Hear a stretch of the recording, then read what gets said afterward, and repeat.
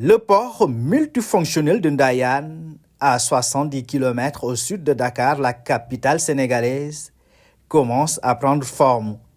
Les travaux lancés ce jour concernent les infrastructures maritimes communes et le terminal à conteneurs. Nous sommes excités de démarrer ces travaux pour la journée d'aujourd'hui avec nos partenaires, le port ici présent, notre bureau de supervision CGA, les entreprises tchèques et DDC qui vont faire les travaux. Ndayane, ou le symbole d'une révolution en matière maritime au Sénégal, est la réponse parfaite aux ambitions des autorités du pays de faire du maritime le levier du développement économique du pays.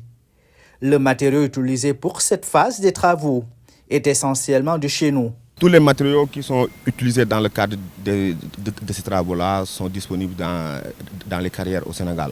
Voilà, le matériau que vous voyez de couleur noire, c'est le basalte. C'est disponible dans la carrière de Ngoundiane. Les autres matériaux, c'est aussi disponible dans les carrières qui sont dans la localité, quoi. Voilà, tous ces matériaux sont disponibles. Il n'y a que le basalte qui est un peu loin, à 70 km de Dakar, qui est dans la carrière de Ngoundiane.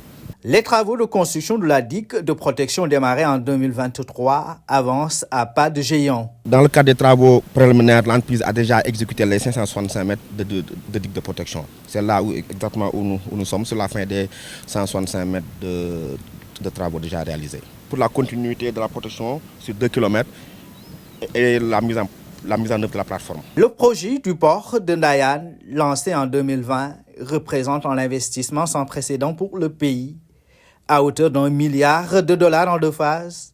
Dans sa première phase, le port pourra accueillir 2 navires de 366 mètres en simultané. Et la seconde phase permettra de créer 410 mètres de quais supplémentaires pour les conteneurs et de poursuivre le dragage du chenal maritime, ce qui en fera le plus grand port multifonctionnel d'Afrique de l'Ouest.